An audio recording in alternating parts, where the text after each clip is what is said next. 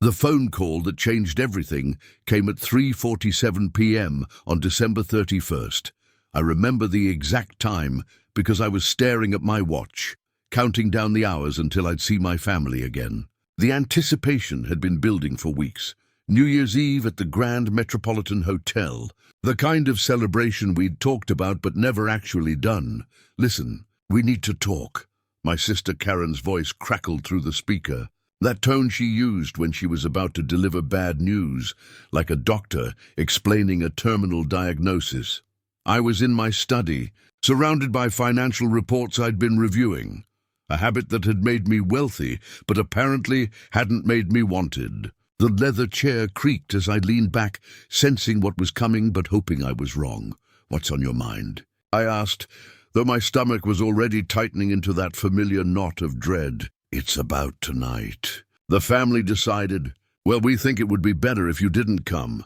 The words hit like a physical blow. I actually felt my chest compress, as if someone had reached inside and squeezed my lungs.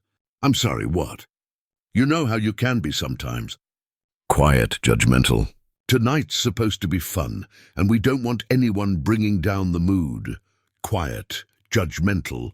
Those were the crimes that had earned me a lifetime sentence of exclusion. I thought about all the family gatherings where I'd sat in corners, watching my relatives laugh at jokes I didn't find funny, discussing lives I couldn't relate to. But I'd tried. God knows I'd tried. Karen and I already paid for my portion of the suite. "We planned this months ago. Michael will cover your part." He said, "Money's not an issue." Of course Michael would say that. My brother-in-law, who'd never worked a day he didn't have to, who'd married into our family's modest wealth and acted like he'd earned it himself. The silence stretched between us like a canyon. Through my office window, I could see the city preparing for celebration, people hurrying home with champagne bottles, couples walking hand in hand toward restaurants, the distant glow of the hotel district where my family would soon be toasting to a future that apparently didn't include me.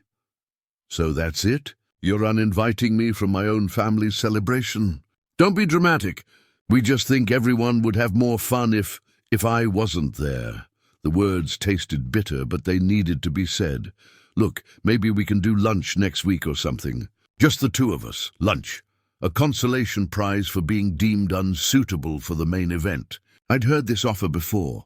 The awkward coffee dates, the obligatory birthday calls, the guilt-driven invitations that came with expiration dates and conditions. After I hung up, I sat in that chair for what felt like hours, but was probably only minutes. The study felt smaller somehow, the walls pressing in with the weight of 37 years of being the family outsider. The successful one, sure. The one with the investment portfolio that made family members suddenly interested in conversation during financial downturns, but never quite the beloved one. My phone buzzed with a text from my nephew. "Tyler, sorry about tonight, Uncle. Mom said you're sick." Even the lies had started. I wasn't just uninvited. I was being erased from the story entirely. By tomorrow, the family would probably believe I'd chosen to stay home, that I'd preferred solitude to their company. The narrative would shift, as it always did, to make my absence seem like my choice, rather than their rejection. I walked to the kitchen and opened the refrigerator, staring at the champagne bottle I'd bought for tonight, a vintage Dom Perignon that cost more than most people's monthly rent. It sat there mocking me, a symbol of celebration for a party I'd never attend. The apartment felt hollow, every sound echoing off walls that suddenly seemed too familiar, too confining. This place had been my sanctuary, filled with the fruits of hard work and careful planning. First edition books lined custom shelves, original artwork caught the light from designer fixtures, and everything spoke of success. But success, I was learning, was a cold companion on New Year's Eve. I thought about calling someone else, maybe making alternative plans. But who? My social circle had shrunk over the years as work consumed more time and family obligations took priority. The few friends I had were likely already committed to their own celebrations. Surrounded by people who actually wanted them there, the city lights twinkled beyond my windows like a million small celebrations I wasn't part of. Somewhere out there, my family was getting ready. Karen probably curling her hair while complaining about me to her husband. Michael adjusting his tie and feeling proud of himself for handling the situation. My parents checking their watches and feeling relieved they wouldn't have to manage the awkward dynamics my presence apparently created. As the afternoon faded into evening, I realized this wasn't just about tonight. This was about every Christmas morning where I'd arrived to polite smiles and duties fulfilled rather than joy shared. Every birthday party where I'd been the obligatory invitee, included out of guilt rather than genuine desire for my company. Every family photo where I stood slightly apart, literally and figuratively, on the margins of a group that tolerated rather than embraced me. The phone stayed silent. No last-minute calls asking me to reconsider. No family members standing up for me. No recognition that maybe, just maybe, excluding someone on New Year's Eve was cruel regardless of their social skills or personality quirks. I poured myself a glass of that expensive champagne and watched the bubbles rise like tiny prayers I'd stopped believing would be answered. The taste was perfect, crisp, complex, everything a celebration should be. But it went down like medicine, a bitter reminder of all the celebrations I'd been deemed unworthy to share. The apartment had never felt this quiet. I'd turned off the television because every channel was broadcasting from Times Square or some other gathering of people who belonged somewhere. The silence was thick, almost tangible, broken only by the occasional honk of a taxi carrying someone to a place where they were wanted.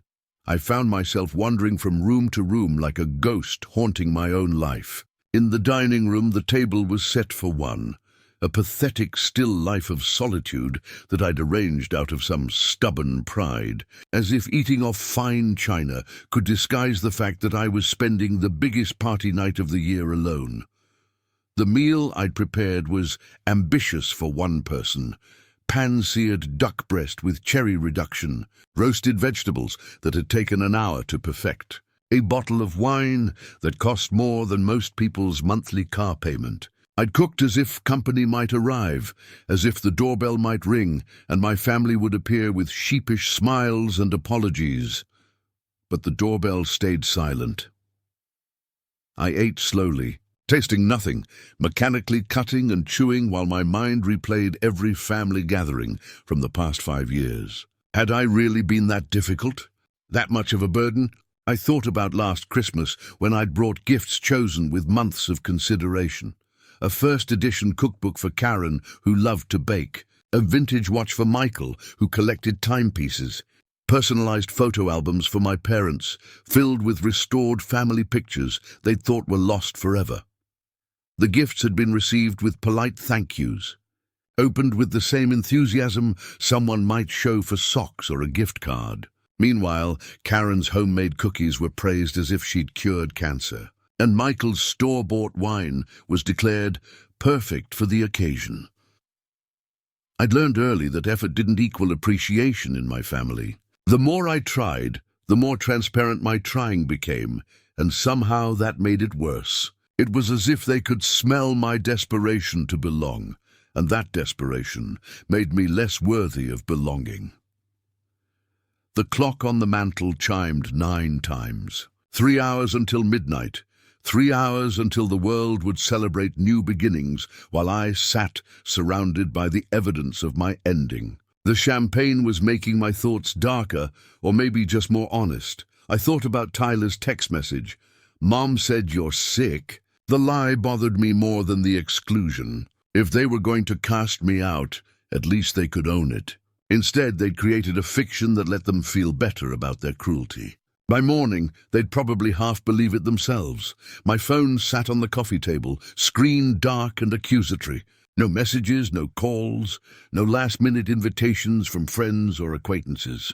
The social isolation that had seemed like a reasonable trade-off for financial success now felt like a prison I'd built for myself. Brick by brick, choice by choice, I'd prioritize work over relationships, investments over connections, security over spontaneity. While my age mates were building marriages and friendships, I'd been building wealth. While they were having children and creating new families, I'd been creating new revenue streams. The irony wasn't lost on me. I had everything I needed to throw the party of the century, but no one who wanted to attend. The wine was making me maudlin, but I poured another glass anyway. Outside, the city was warming up for its big moment. I could hear distant music, laughter echoing off buildings, the sound of people streaming toward their destinations. Everyone had somewhere to be except me. I found myself at the window, looking down at the street like some modern-day Scrooge, watching life happen without him. Couples walked hand in hand toward restaurants and bars. Groups of friends clustered together, sharing jokes and anticipation. They all had that same quality. They belonged to each other. They were part of something larger than themselves. When had I become the person others excluded rather than included? When had my presence become a burden rather than a gift? I traced my reflection in the window glass, a man who looked successful, well-dressed, put together, but whose eyes held the loneliness that no amount of money could disguise. The worst part wasn't the solitude. It was the predictability of it. Deep down, I'd known this would happen. Maybe not the specific circumstances, but the general pattern. Me on the outside looking in. My family finding reasons why I didn't quite fit their idea of a good time. 10:30. The countdown was accelerating, time rushing toward a moment that would find me alone. A one-man celebration in an apartment that cost more than most houses, but couldn't buy me a single genuine relationship. I sat back down at the dining table and stared at the empty chairs. In my imagination, I filled them with all the people who might have been there if I'd made different choices, built different relationships, prioritized differently. But imagination was cold comfort on New Year's Eve. The champagne bottle was half empty now, and my thoughts were becoming clearer rather than cloudier. The alcohol was stripping away the polite lies I usually told myself about my relationship with my family.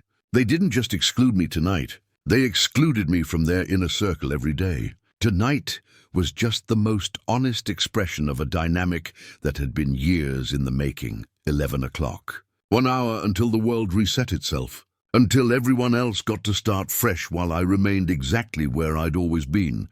Successful, solitary, and somehow fundamentally unwanted by the people whose love I'd spent a lifetime trying to earn. The silence in my apartment was deafening, but it was about to become something else entirely. Because as I sat there, marinating in my own rejection, an idea began to form. It started as a whisper in the back of my mind, a thought so audacious it made me laugh out loud, a bitter, wine-soaked laugh that echoed off the walls of my beautiful, empty home. The laughter stopped as suddenly as it had started, but the idea remained. I set down my wine glass and walked to my home office, muscle memory guiding me to the filing cabinet where I kept my most important documents. My hands were steady despite the alcohol, steady the way they always were when I was about to make a move that would change everything. Inside the cabinet, beneath insurance policies and legal documents, lay the evidence of what 37 years of careful planning could accomplish. Portfolio statements, investment summaries, bank account records, numbers that most people would find impressive, numbers that represented sacrifice and discipline and a kind of patience that had cost me relationships but built me something else entirely. I spread the documents across my desk like a general planning a campaign. The overhead light cast sharp shadows on the pages, but the figures were clear enough. Liquid assets, stock portfolios, real estate investments, bonds, commodities. I'd diversified like my financial advisor had taught me. But I'd also been conservative, careful, always planning for tomorrow instead of living for today. The total was staggering even to me. Seeing it all laid out, calculated and confirmed, I realized I'd become something I'd never intended to be, wealthy enough to make the impossible possible. My laptop hummed to life. and I found myself typing with the focused intensity that had built this fortune in the first place. Grand Metropolitan Hotel New York appeared in the search results, along with a website that screamed luxury and exclusivity. The same hotel where my family was at this very moment, toasting to their year ahead while celebrating my absence. I knew the Grand Metropolitan by reputation. Old money, new amenities, the kind of place where Manhattan's elite went to see and be seen. The penthouse suites started at $5,000 a night, and that was just for sleeping there. To book the private dining rooms and event spaces my family had reserved would have cost them a fortune, or rather, it had cost Michael a fortune, since he'd so generously volunteered to cover my portion. I wondered if he understood exactly how much he'd committed to spending, or if he'd simply assumed his usual bluster would carry him through. But I wasn't interested in the cost of staying there. I was interested in something far more ambitious. The hotel's corporate website led me to a trail of financial breadcrumbs that told a fascinating story. The Grand Metropolitan wasn't just a hotel. It was a struggling asset owned by a family trust that had been hemorrhaging money for 3 years. Occupancy rates were down, maintenance costs were up, and the luxury hotel market in Manhattan was more competitive than ever. I pulled up commercial real estate databases, financial reports, news articles about the hospitality industry. The picture that emerged was clearer than I'd expected. The Grand Metropolitan was for sale, quietly, discreetly, the way expensive failures always are. My heart was beating faster now, not from the wine, but from the recognition of opportunity. I'd built my wealth by seeing what others missed, by understanding that every problem was also a potential solution for someone with the right resources and perspective. I reached for my phone and dialed a number I knew by heart. Rebecca. It's me. I know it's New Year's Eve, but I need you to make some calls. Rebecca Martinez had been my attorney for 8 years, and she'd learned not to question my timing or my requests. She was probably at her own party right now, but she'd always been available when opportunity knocked. "What are we buying?" she asked without preamble. That's why I paid her what I did. She understood that when I called on holidays, it meant serious money was about to move. The Grand Metropolitan Hotel. I need to know who owns it, what they want for it, and whether a deal can be closed before midnight tomorrow. Tomorrow? As in January 1st? As in the next 24 hours? There was a pause while she processed the request. That's ambitious, even for you. I have my reasons. Can it be done? If the price is right and the seller is motivated, anything can be done. But why the rush? I looked out my office window toward the Manhattan skyline, toward the district where my family was celebrating without me. Let's just say I have a New Year's resolution I'd like to keep. While Rebecca made her calls, I continued my research. The Grand Metropolitan had been in the Ashworth family for 4 generations, but the current owner, James Ashworth III, had inherited more debt than assets. The hotel needed renovations, the staff was expensive, and the location, while prestigious, wasn't generating the revenue it once had. But I saw something else in those numbers: potential. The building was sound, the reputation was salvageable, and the location was still prime Manhattan real estate. With the right management, the right capital investment, and the right vision, the Grand Metropolitan could be profitable again. My phone rang. "You're in luck," Rebecca said. "James Ashworth has been quietly shopping the property for 6 months. No serious buyers yet because of the price point, but he's motivated. Family pressure, debt obligations, the usual story. What's the asking price?" She told me, and I felt that familiar surge of adrenaline that came with big numbers and bigger risks. It was more than I'd ever spent on a single purchase, but it was within my reach. Barely, but definitively within reach. Can you arrange a meeting tonight? Tonight? It's New Year's Eve, exactly. A man who's trying to sell a hotel on New Year's Eve is a man ready to make a deal. I'll make the call. While I waited, I walked back to the dining room, where my half-finished meal sat cooling on fine china. The duck was congealing, the vegetables had lost their warmth, and the wine had gone flat. But I was no longer hungry for food. I was hungry for something else entirely, the kind of satisfaction that money usually couldn't buy. But maybe, just this once, it could. My reflection caught in the dining room window showed a different man than the one who'd been wallowing in self-pity an hour ago.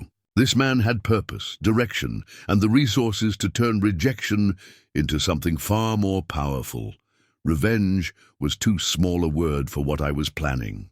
This was about transformation, not just mine, but the entire dynamic of power that had governed my relationship with my family for as long as I could remember. The phone rang again. He'll meet you at 11:30. His office, not the hotel. He doesn't want to do business where guests might overhear. Perfect. That gave me just enough time to change clothes, gather the necessary documents, and prepare for the most important negotiation of my life.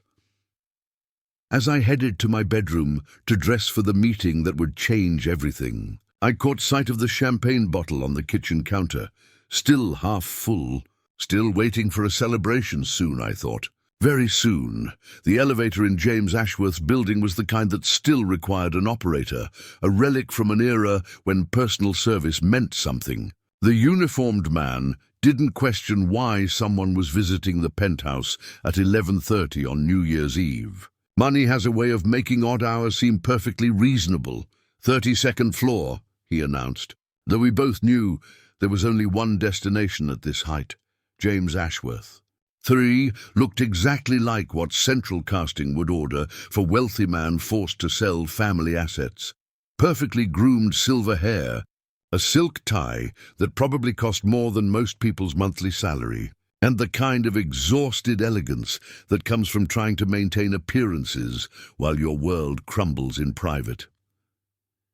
His office was old money opulent, leather-bound books that had probably never been read, oil paintings of ancestors who'd built the fortune he was about to surrender, and a mahogany desk the size of my kitchen table. But I could see the subtle signs of distress, the slight fraying on the antique rug, the way his expensive watch caught the light as his hands trembled almost imperceptibly. The stack of legal documents that suggested this meeting wasn't his first attempt to solve his problems.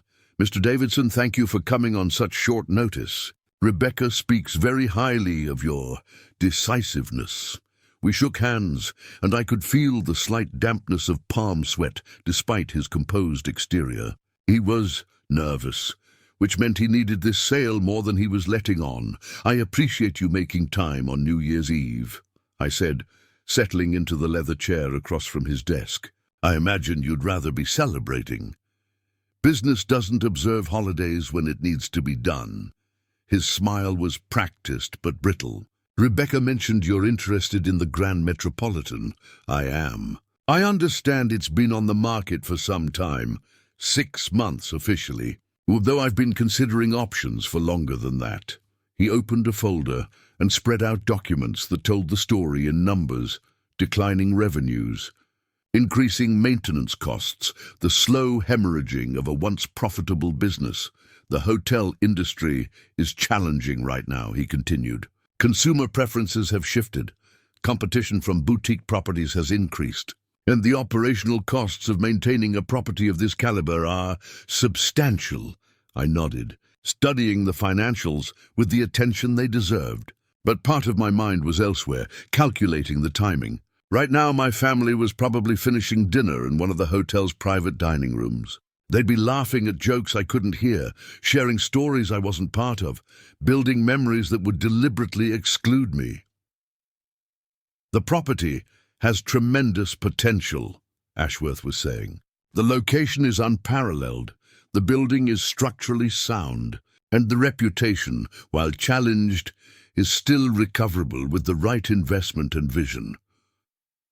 What kind of investment are we talking about? He mentioned renovation costs, staffing adjustments, marketing campaigns, numbers that would have intimidated most buyers but sounded like opportunity to me. I'd done similar calculations with other properties, other businesses, other chances to turn problems into profits. And you're motivated to close quickly? I am. Family obligations, debt restructuring, the usual complications of inherited wealth in a changing economy. How quickly? Well, normally these transactions take months to finalize, but if the right buyer came along with cash and minimal contingencies. What if I told you I wanted to close tomorrow? New Year's Day. The question hung in the air like smoke from an expensive cigar. Ashworth's composure cracked just enough to show genuine surprise. Tomorrow. That would be unusual, but possible, if the terms were right and the financing was confirmed. He was trying to maintain negotiating position while clearly intrigued by the possibility of solving his problems overnight. I opened my briefcase and removed the documents Rebecca had helped me prepare during the drive over. Proof of assets, bank statements, a letter of credit that demonstrated I could cover the purchase price without financing contingencies. Ashworth's eyes widened as he reviewed the paperwork. Whatever he'd expected from a midnight meeting on New Year's Eve, it hadn't been a buyer who could write a check for the full asking price. This is comprehensive. I don't waste time on purchases I can't afford. May I ask what's driving the urgency? Most buyers want months to conduct due diligence, inspect the property, review operational procedures. I looked out his office window toward the Manhattan skyline, toward the distant glow of the Grand Metropolitan, where my family was probably ordering their third bottle of champagne and toasting to another year of excluding me from their happiness. Let's just say I have personal reasons for wanting to own that particular property as soon as possible. Understanding flickered in his eyes. He'd been in business long enough to recognize that the most profitable deals often involved personal motivations rather than pure financial calculations. The asking price is firm, he said. Though his tone suggested we were now negotiating seriously, I wouldn't expect otherwise. But I have one non-negotiable condition, which is the transfer of ownership must be completed and filed before noon tomorrow. Not Tuesday, not next week, tomorrow. That's ambitious. The legal paperwork alone. I have attorneys standing by, and I'm prepared to pay for expedited processing at every level. Whatever it costs to make this happen in the next 12 hours, consider it part of my offer. The clock on his desk showed midnight was approaching. In the distance, I could hear the sounds of the city preparing for its moment. Horns honking, people cheering. The collective intake of breath before the countdown began. You understand, this is a significant purchase. Mr. Davidson, one of Manhattan's premier hotels, with all the responsibilities and complications that entails. I understand perfectly. We could hear the countdown beginning somewhere in the city. 10, 9, 8, the whole world preparing to start fresh, while I sat in a leather chair negotiating the purchase of my family's New Year's Eve celebration. 7, 6, 5. Ashworth was reviewing my documents one more time, his practiced eye calculating numbers and risks and opportunities. 4, 3, 2. I thought about my family, probably watching the Times Square ball drop on a large screen in the hotel's main ballroom, surrounded by champagne and confetti and the comfortable certainty that I was somewhere else entirely. 1. Happy New Year erupted from somewhere outside, a collective shout of hope and renewal that echoed off the glass windows of Ashworth's office. Mr. Davidson, he said, extending his hand across the mahogany desk, you have yourself a hotel. We shook hands as fireworks began exploding over Manhattan, and I felt something I hadn't experienced in years, the satisfaction of perfect timing. While my family celebrated their new year, I just purchased the building they were celebrating in. The irony was so perfect it made me smile.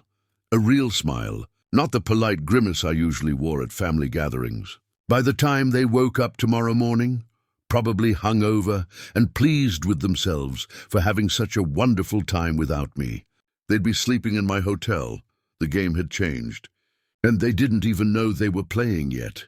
The next 6 hours passed in a blur of paperwork, phone calls, and the kind of high-stakes coordination that separates successful deals from missed opportunities. Rebecca had assembled a team of attorneys who clearly understood that New Year's Day overtime paid better than normal holidays, and every document was being processed with the urgency of a medical emergency.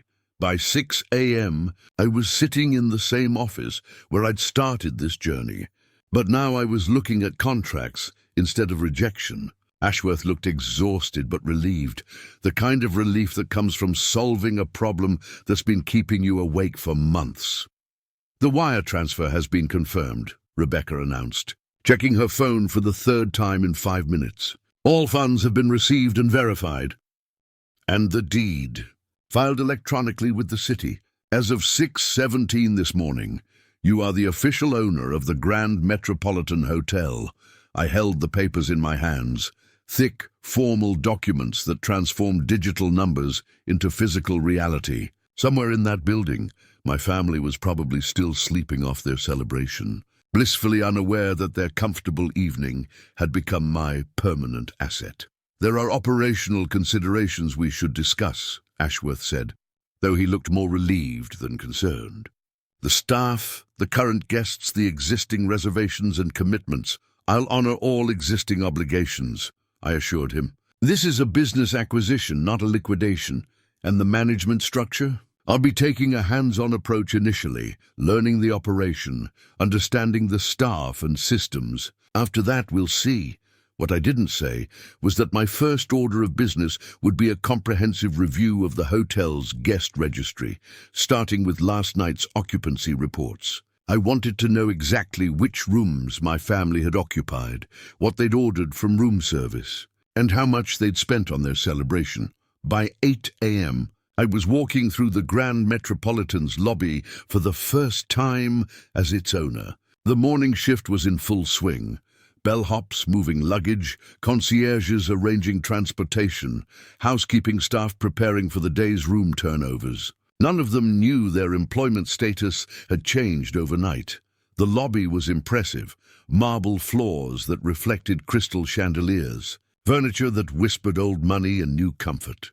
The kind of understated elegance that made guests feel important just by being there. I could see why my family had chosen this place for their celebration. It was exactly the kind of venue that matched their image of themselves. "May I help you, sir?" The desk clerk was professionally courteous, though I could see him trying to place me. I wasn't dressed like a typical guest, too casual for the business travelers, too purposeful for the tourists. "I'm here to see the manager." "Certainly. May I tell him who's asking?" "The new owner."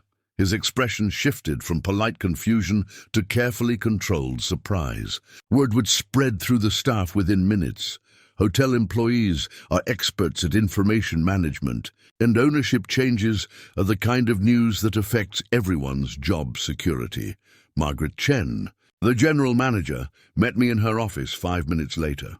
She was precisely what I'd expected, professional, experienced, and clearly concerned about what my unexpected ownership might mean for her career.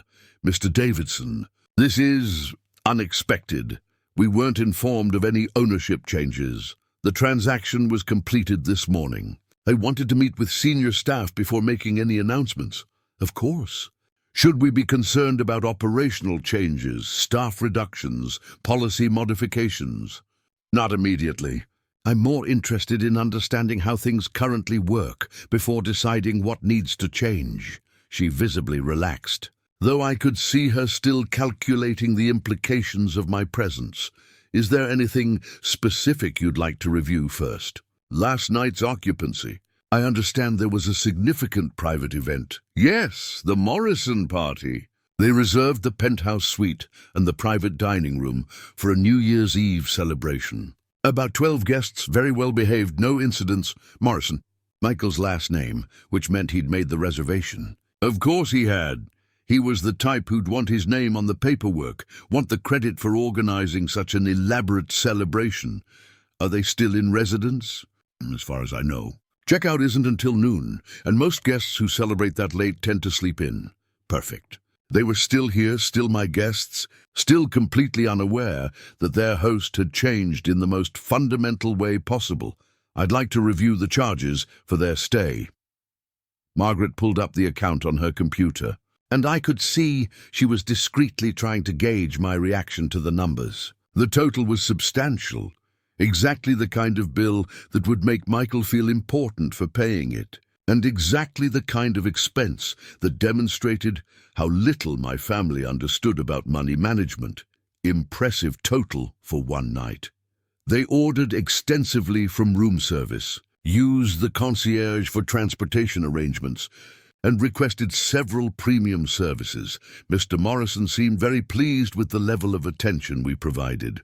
I imagined Michael, flushed with wine and self-importance, ordering expensive champagne and premium services for everyone, playing the generous host with money he couldn't afford to spend on a credit card that was probably approaching its limit.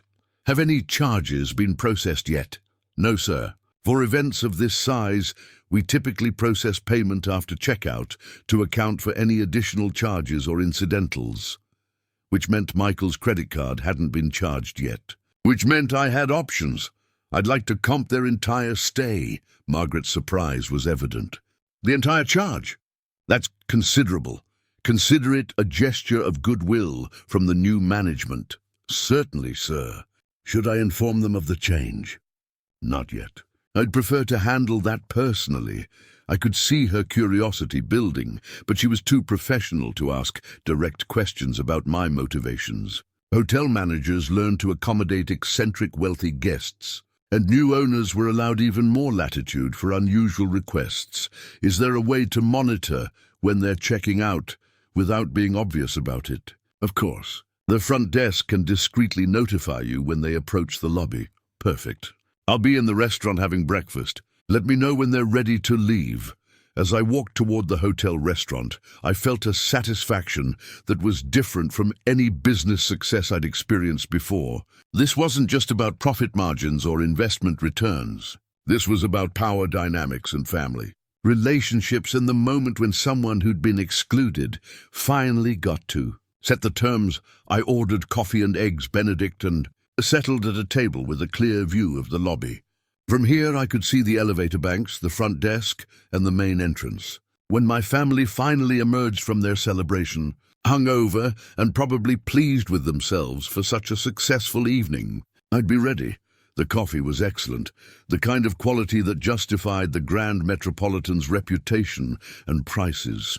I found myself thinking about operational improvements, marketing strategies, ways to increase occupancy and revenue.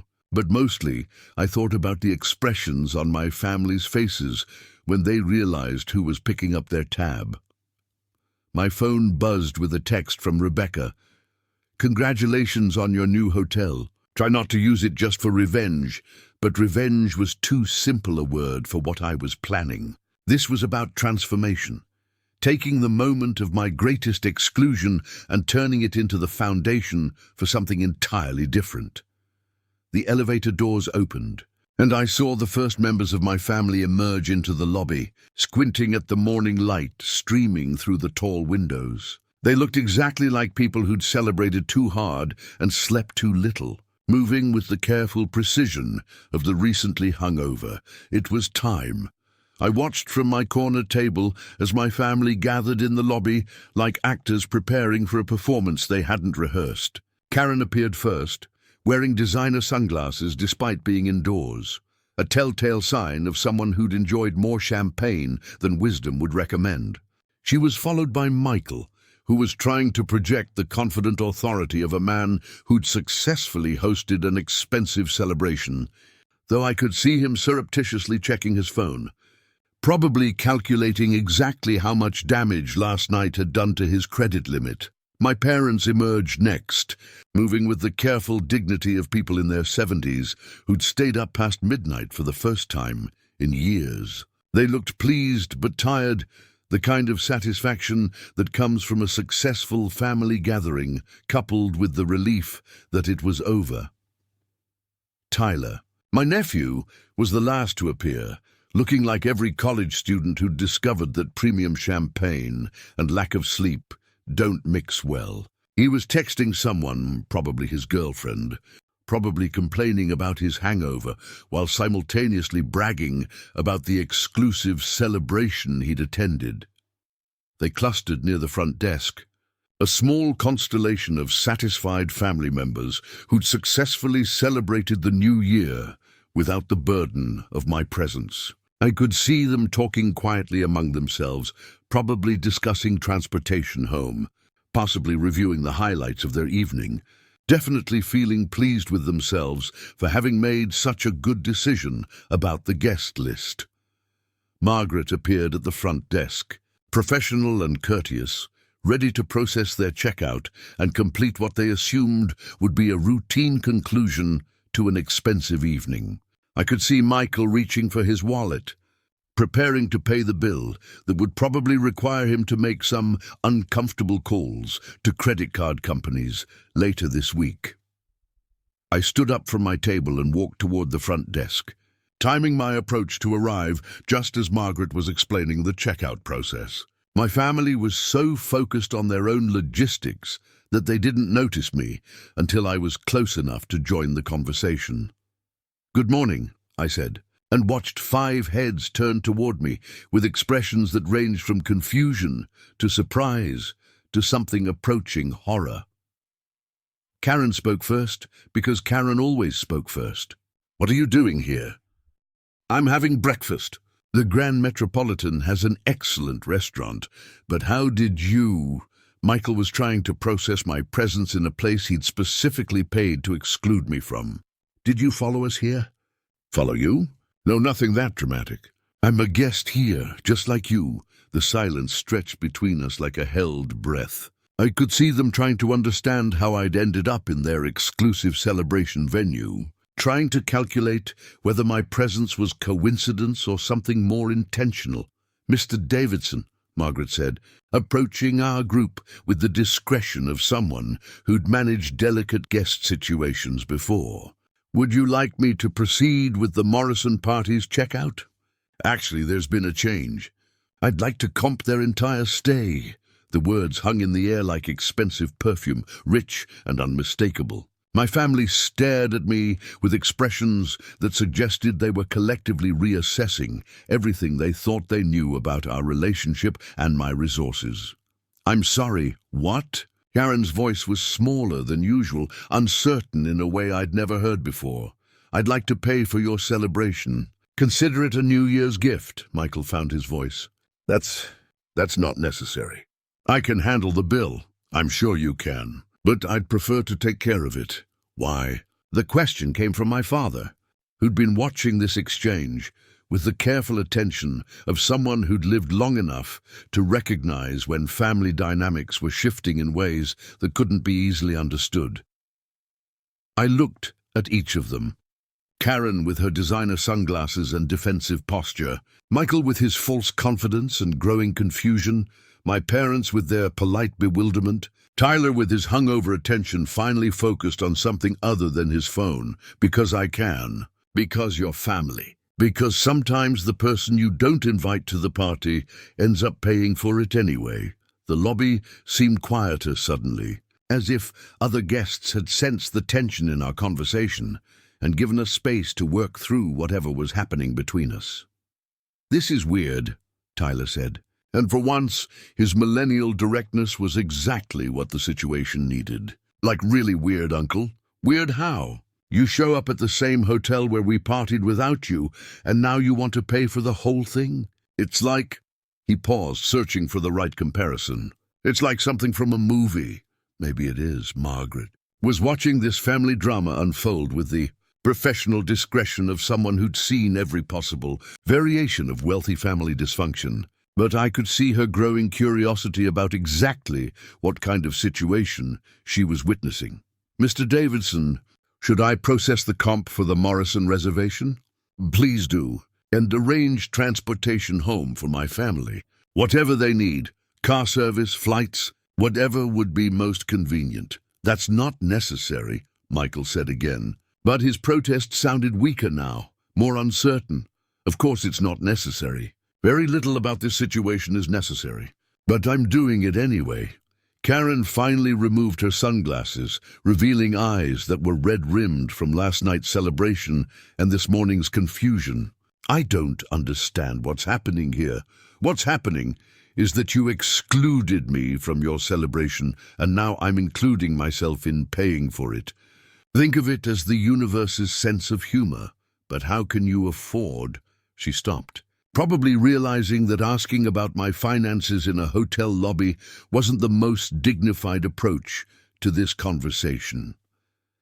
How can I afford to comp a night at the Grand Metropolitan? That's an interesting question, Karen, and it brings me to the real reason I wanted to see you all this morning.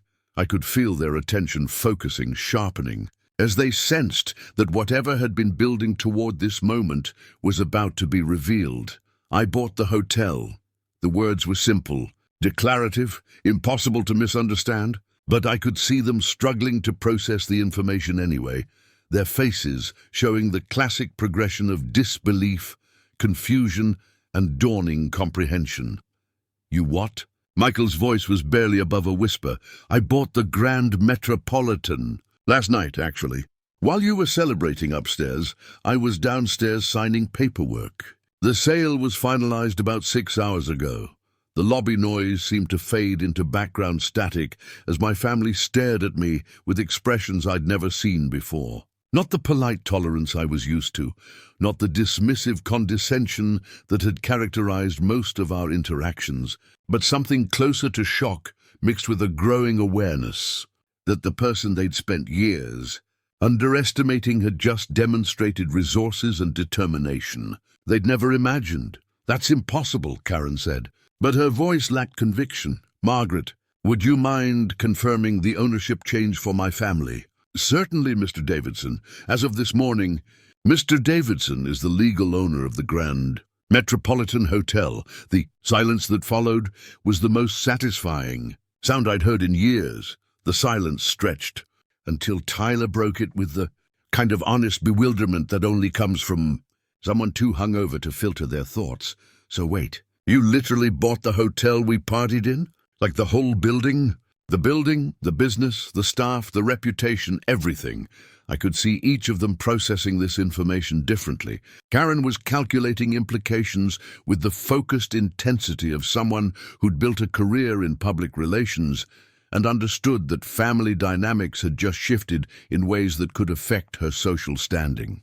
Michael was staring at me like he was seeing a different person entirely, reassessing every interaction we'd ever had, through the lens of someone who could afford to buy Manhattan hotels on impulse.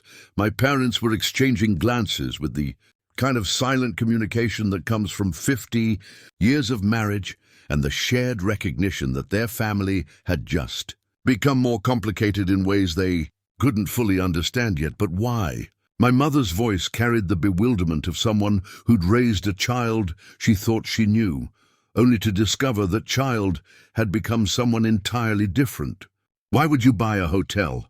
Why does anyone buy anything, Mom? Because they can, because they want to, because they see an opportunity.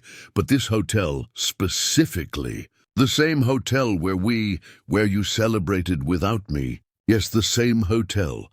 The words landed with precision I'd been planning since the moment Karen had uninvited me from their celebration. I could see them starting to understand that this wasn't coincidence or impulse, but something far more deliberate. Margaret, I said, turning to the general manager who'd been watching this family drama unfold with professional discretion.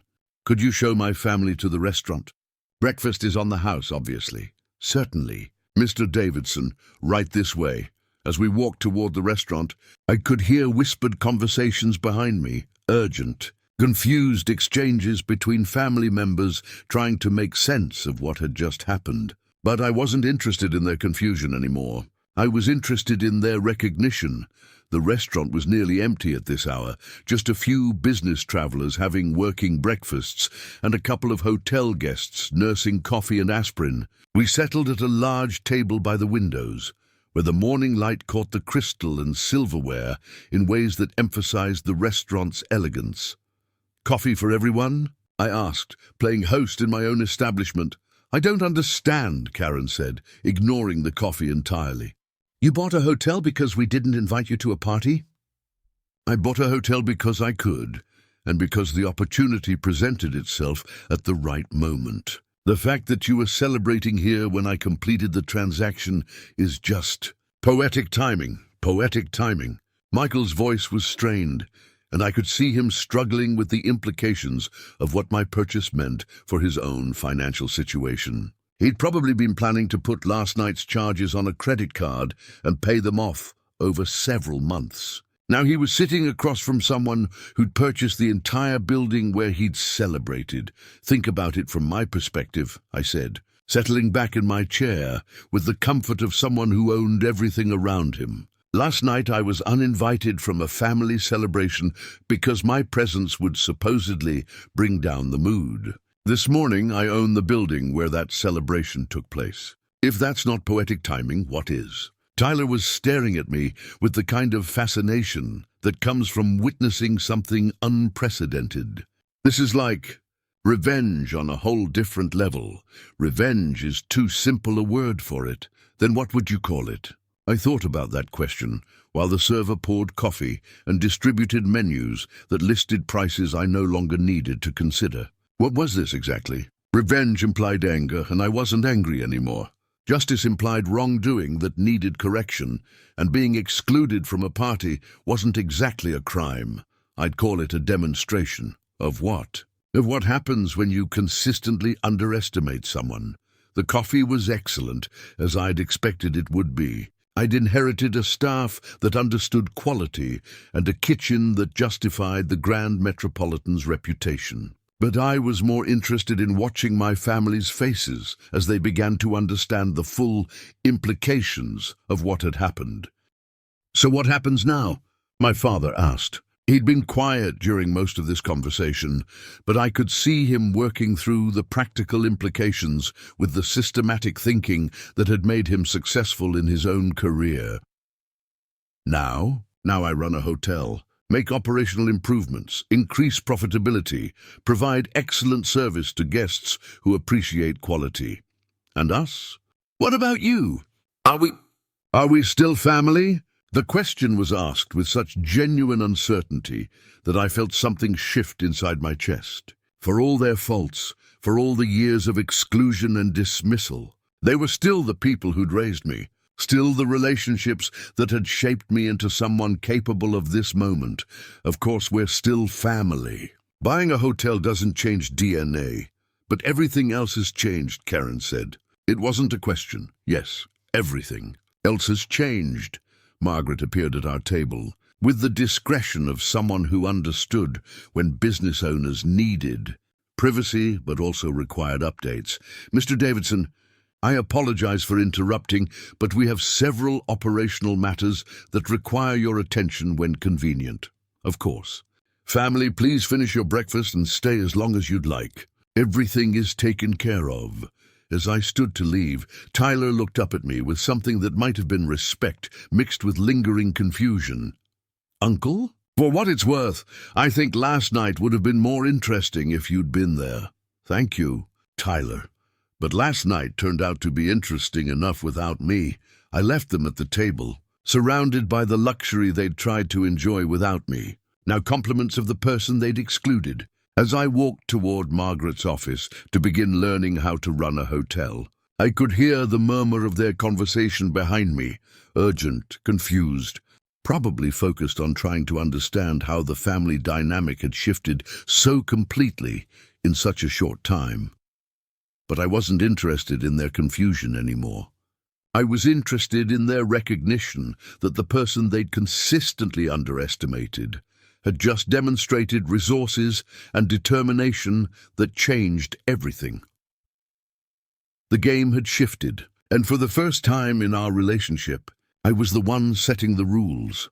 The next few hours passed in a blur of operational briefings, staff introductions, and the kind of intensive learning curve that comes with suddenly owning a business you've never operated before. Margaret proved to be invaluable. walking me through everything from occupancy rates to union contracts to the intricate logistics of running a luxury hotel in Manhattan. But part of my attention remained focused on my family, who'd moved from the restaurant to the lobby lounge area, where they'd been having what appeared to be increasingly intense conversations for the past 2 hours. I could see them through the glass walls of Margaret's office, clustered around a coffee table, covered with empty cups and the kind of serious expressions that suggested they were still trying to process what had happened. "Mr. Davidson," Margaret said, pulling my attention back to the operational reports spread across her desk.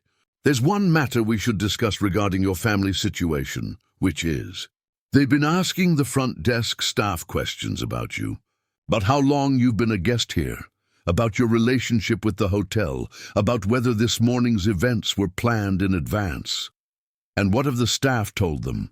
Nothing inappropriate, but they're clearly curious about the situation. It's not often that family dynamics play out quite so dramatically in our lobby."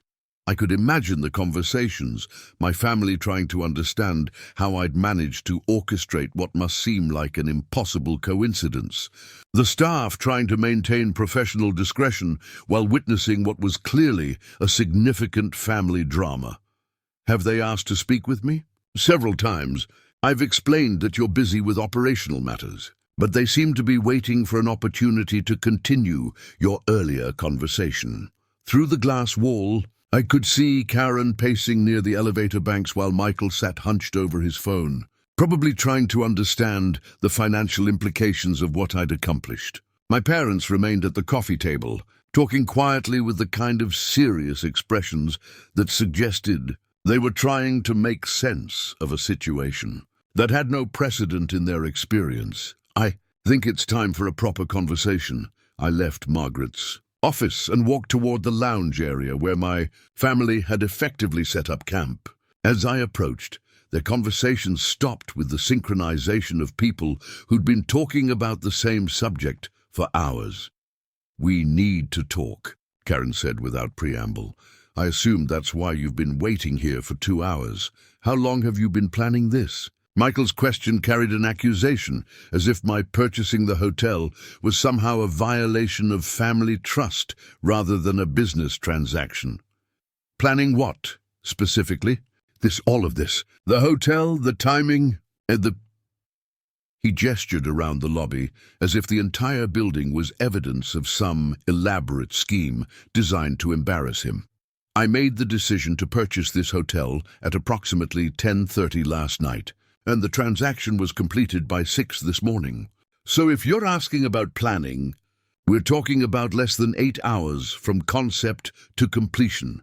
Tyler looked up from his phone with the expression of someone who'd been Googling real estate values and had discovered information that changed his understanding of the situation. "Uncle, do you know how much this place is worth?" "I know exactly what I paid for it, but you just bought it." "Just like that?"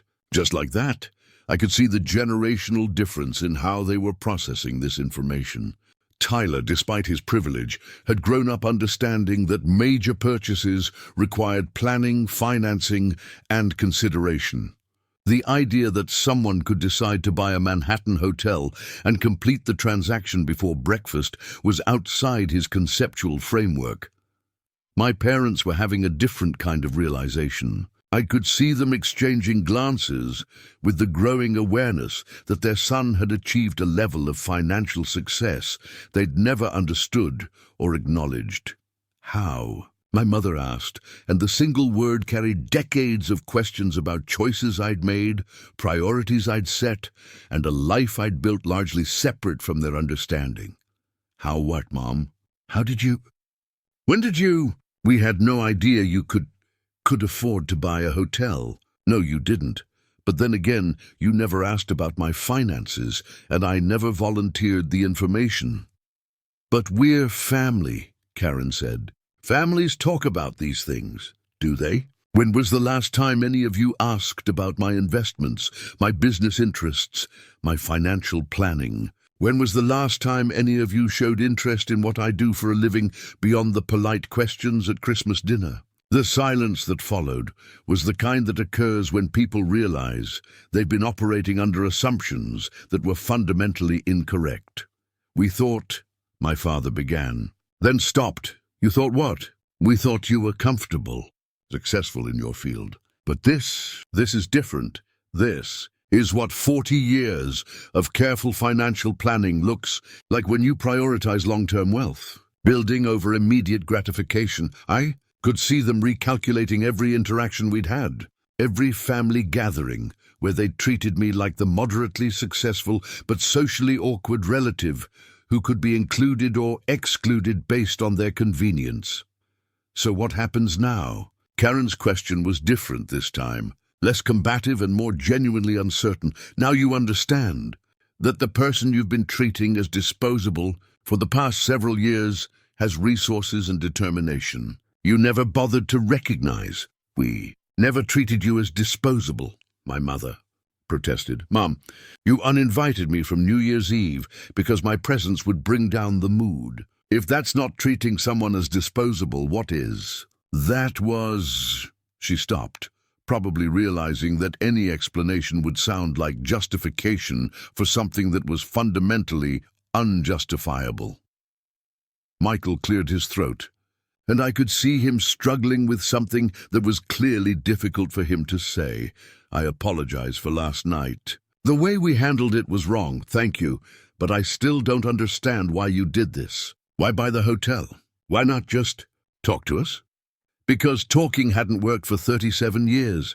Because being excluded from family celebrations had become normal. Because sometimes dramatic action is the only way to demonstrate that someone's assumptions about you are completely wrong. Tyler was staring at me with something approaching admiration. "This is honestly the most badass thing I've ever seen anyone do. It's not about being badass, Tyler. It's about consequences. Actions have consequences, assumptions have consequences, and treating people as disposable has consequences." "So what are the consequences?" Karen asked. I looked around the lobby of my hotel, crystal chandeliers reflecting morning light, marble floors polished to mirror brightness, staff moving with the efficiency of professionals who understood quality service. This was mine now, all of it, purchased in a single night as a demonstration of what happens when people consistently underestimate someone. The consequences are that everything has changed. The family dynamic you've been comfortable with for years changed. Your assumptions about my resources and capabilities changed. Your ability to exclude me from family events without considering how I might respond definitely changed. "And us?" my father asked. "Where do we go from here?" It was the question I'd been expecting, and the one I wasn't entirely sure how to answer. Revenge, if that's what this was, felt hollow now that it was complete. Justice, if that's what I'd sought, felt less satisfying than I'd expected. What I was left with was a hotel, a transformed family dynamic, and the question of what to do with both. "We figure it out as we go," I said finally. "But we figure it out with a new understanding of who has what resources and who makes what decisions." They nodded, all of them, with the careful attention of people who'd just learned that the rules of engagement had changed fundamentally and permanently. The game was over. Now we had to learn how to be a family again. The afternoon brought a steady stream of curious visitors to the Grand Metropolitan's lobby. Word had spread through Manhattan's social networks with the speed that only truly dramatic gossip can achieve. Someone had bought the Grand Metropolitan Hotel overnight, and that someone was apparently settling a family score in the most expensive way possible. I watched from Margaret's office as various acquaintances of my family appeared, ostensibly for coffee or drinks in the lobby bar, but clearly hoping to witness whatever was happening between the Davidsons. Karen was handling the attention with her usual social grace, but I could see the strain in her carefully maintained composure.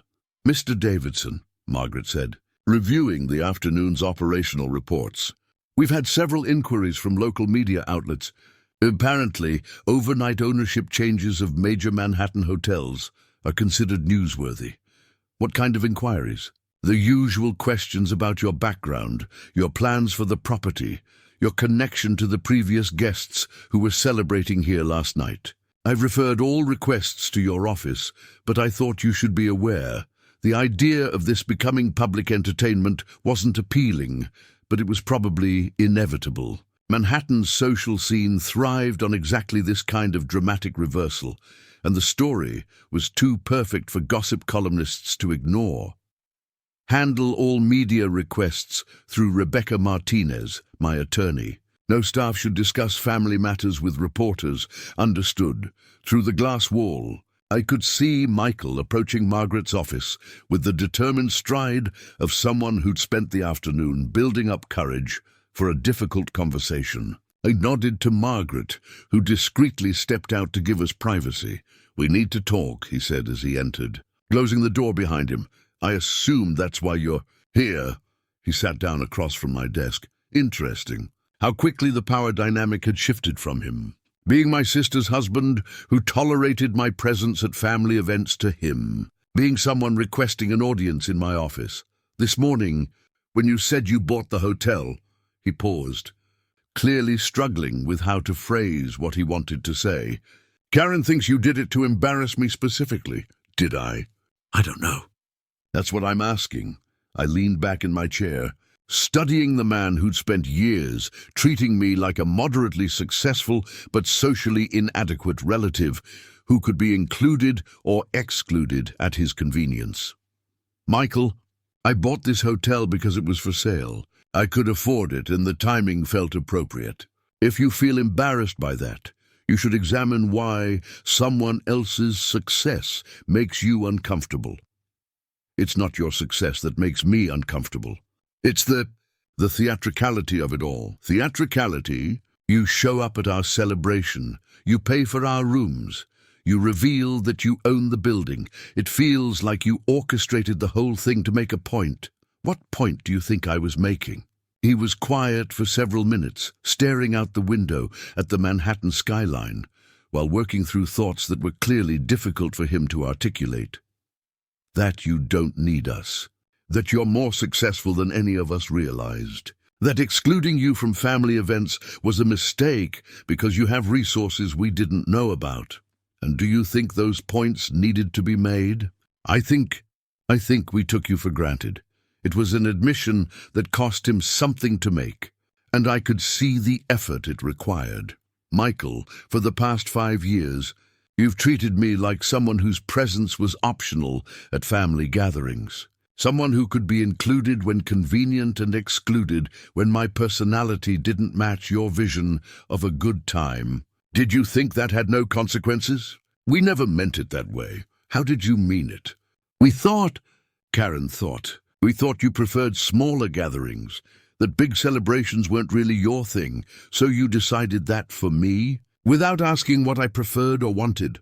When you put it like that, it sounds like you made assumptions about my preferences to justify excluding me when my presence was inconvenient."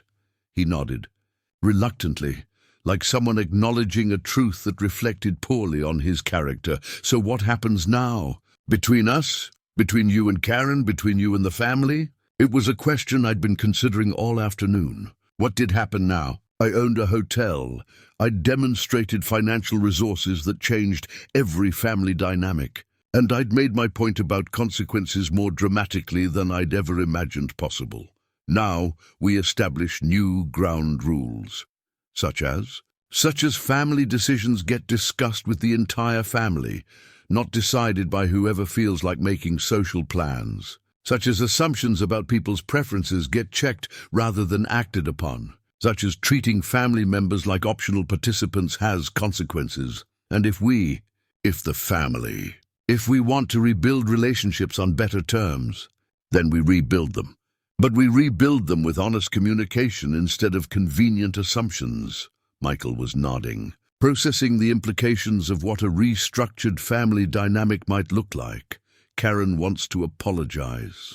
Properly apologize, not just the kind of social apology that's designed to smooth things over without acknowledging real problems. I'm willing to listen to a real apology, and my parents want to understand how they missed so much about your life, your success, your capabilities.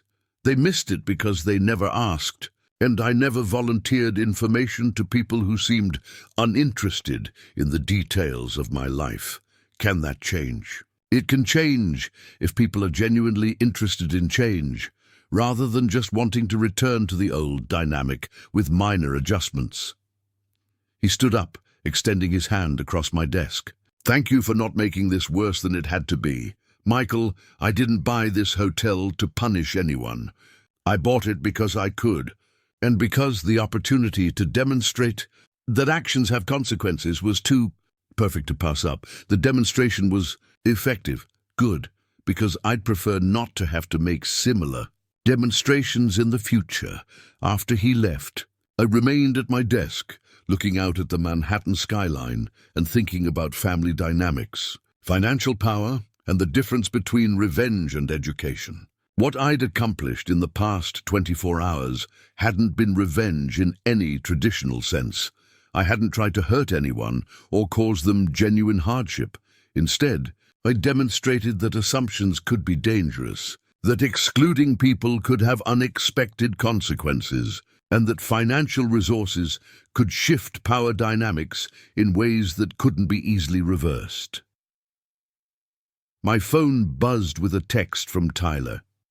Uncle, I've been thinking about what you said about consequences. I think I get it now. And I think what you did was actually pretty amazing. Maybe it was amazing.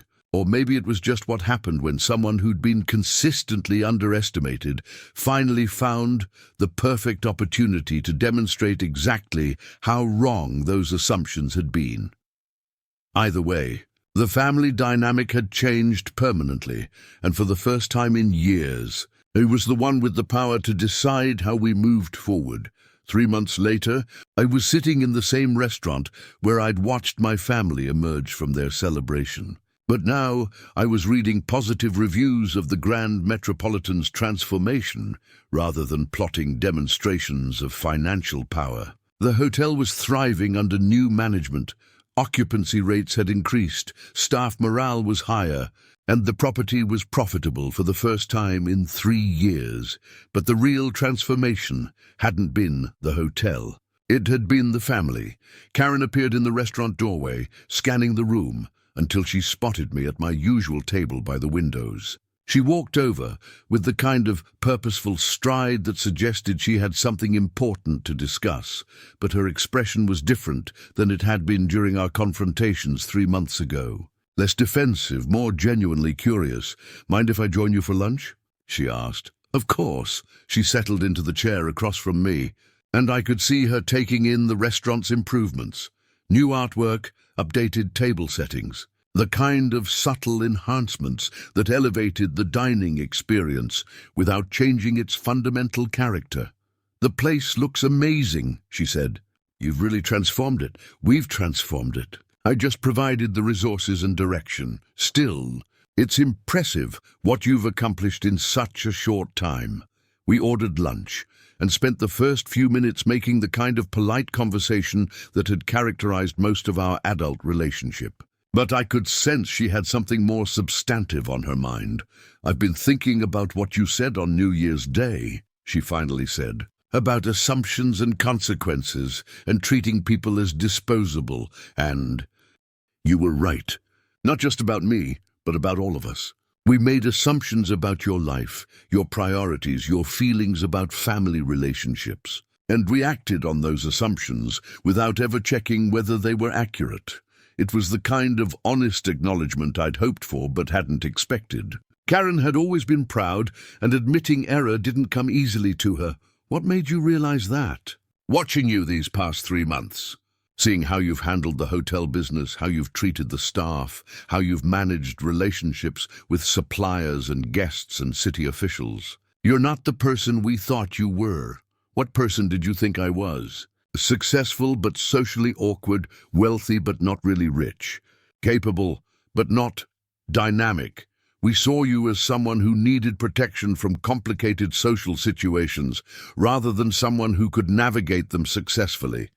And now, Now I see someone who bought a Manhattan hotel in 8 hours and turned it into a profitable business in 3 months. Someone who demonstrated financial power we never imagined and social skills we never recognized.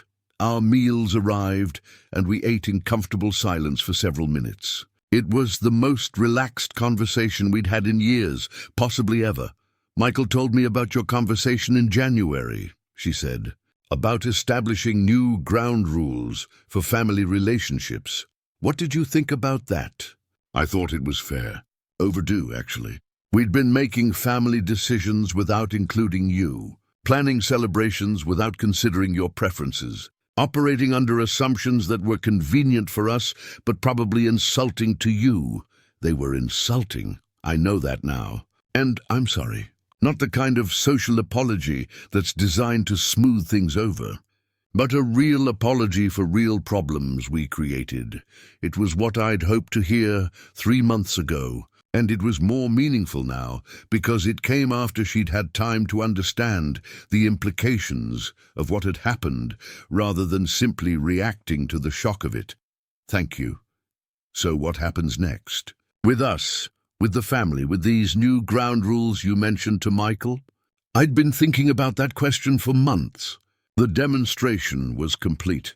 The point had been made, and the family dynamic had shifted in ways that couldn't be reversed. But transformation was different from revenge, and building better relationships was more complex than simply establishing that consequences existed. Next, we practice being a family that includes everyone in decisions rather than making assumptions about people's preferences.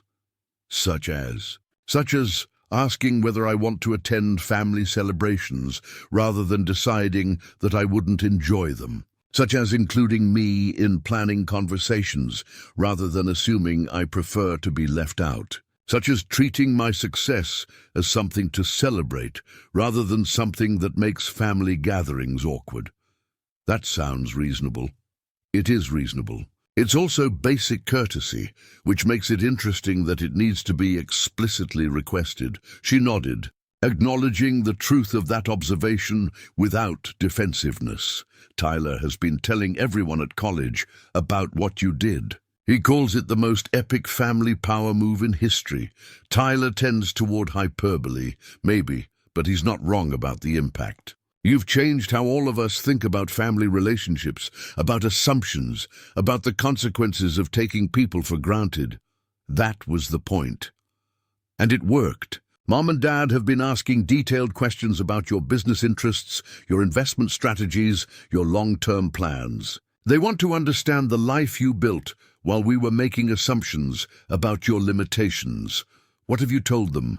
I've told them they should ask you directly rather than getting second-hand information filtered through my understanding. Good answer. I've learned that my understanding of other people's lives is probably less complete than I thought. We finished lunch and walked through the hotel lobby together, past the front desk where staff members nodded respectfully as we passed. The Grand Metropolitan had become something different under my ownership. Still elegant, still exclusive, but more welcoming, more aware of each guest's individual needs, rather than operating according to assumptions about what wealthy people wanted. "I have a favor to ask," Karen said as we approached the elevator banks. "What kind of favor?" "Tyler's graduation is in May. Rather than planning a celebration and then informing you about it, I'd like to ask what kind of gathering you'd prefer. Small family dinner? Larger party? Something here at the hotel? Something at home? What would make you feel most included and comfortable?" It was such a simple question, but it represented exactly the kind of shift I'd hoped for when I'd insisted on new ground rules for family relationships. "Let me think about it and get back to you. But thank you for asking rather than deciding. Thank you for buying a hotel to teach us that asking was important." As she left, I remained in the lobby, watching guests check in and out, watching staff coordinate services with the efficiency that made the Grand Metropolitan profitable, watching the daily operations of a business I'd purchased in a single night to make a point about family dynamics. The point had been made. The relationships had been transformed, and I'd discovered that owning a Manhattan hotel was actually an enjoyable way to spend my professional time. But more importantly, I'd learned that sometimes the most dramatic gestures were simply the most effective way to demonstrate that people's assumptions could be completely wrong. My phone buzzed with a text from my mother. "Would you like to have dinner next week? Your father and I would like to hear about your plans for expanding the hotel business." I smiled and typed back, "I'd like that very much." The transformation was complete, and for the first time in years, I was looking forward to a family dinner where I'd be included as an equal participant rather than tolerated as an optional guest. Sometimes the best revenge was simply demonstrating that it hadn't been necessary in the first place, that better relationships had always been possible. They just required people to ask the right questions instead of making convenient assumptions. The Grand Metropolitan Hotel continued to thrive, but more importantly, so did the family that had once excluded me from celebrating there. And that, I realized, was the real success story.